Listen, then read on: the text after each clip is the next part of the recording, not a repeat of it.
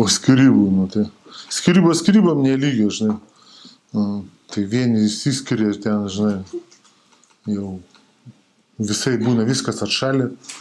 Labai subjektyvus klausimas. Manau, kad nereikia nieką čia aktualizuoti. Nu, trupučiuką reiškia, padaryti kažkokią pauzę, nusistovėtų, kad ataušti jausmais visko pamatysi. Matai, kaip paprastai, kaip psichologinė prasme kokia. Tu pažiūrėk, kad tu tikrai pasijusi laisvas, supranti, nuo tų santykių, nuo to žmogaus.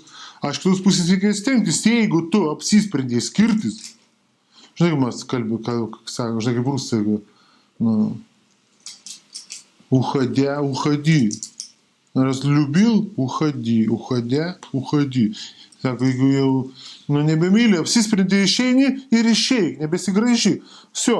Vidinės disciplinos apsisprendimo. Ir čia asmenybės savybės yra tvarkingumo asmenybė. Apsisprendė ir viskas.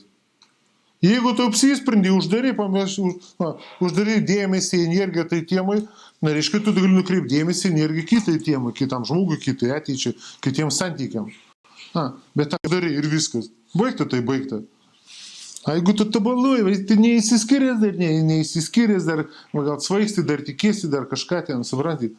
Arba leidžiasi manipuliuojamas būna. Gal tu kaip ir tikrai daugmaž apsisprendęs, bet esi per minkštas, ištižęs, kitas dar nebūna, nepaleidžia tavęs, manipuliuoja, tu dar žaidži to žaidimą. Neturi griežtumo. Neapsitvarkai, nenukerpi galutinai santykių.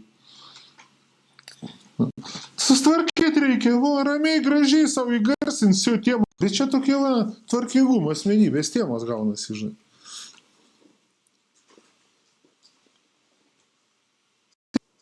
Matai, moterims dažniau dar, bet ir vyram panašiai, žinai, būna velniuota.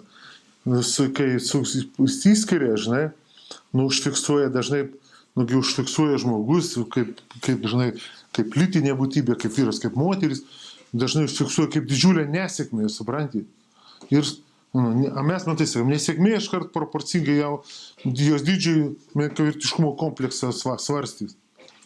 Ir tada baimė, prieš kitus irgi, matai, taip įgarsinta, kad vėl nepridaryt klaidų, matai, įsivaizduoji, baimė tada atsiranda, oi, klysti. Ir tada iš tos baimės jau gali padaryti nesąmonį dar daugiau, įsivaizduoji.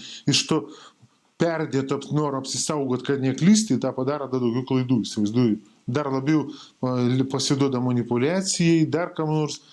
Čia subjektyvus tokie dalykėliai. Tai reikia laisvai.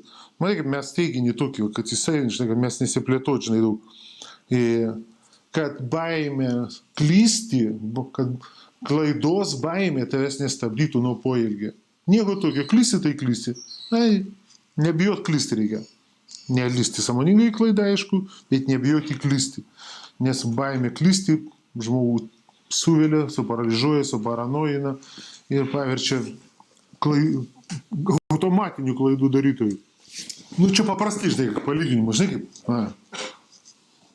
Tu važiuoji mašiną ir mokiniesi važiuoti mašiną, įsivaizduoji. Tu bijai klysti, įsivaizduoji. Dar stoji kažnors, kuo didesnė baimė klysti, tuo labiau potencialus klysti, supranti? Geras instruktorius sako, nebijok, važiuok, kad čia biški ką, o atsipalaiduoji, daug mažiau klaidų dar. Lygiai analogija principo, štai yra gyvenime tokia. Paskutinį akcentą uždys. Nesureikšminti reikia gyvenimo. Nesureikšminti santykių, nesureikšminti šeimos. Pačio gyvenimo, viso pačio gyvenimo nesureikšminti.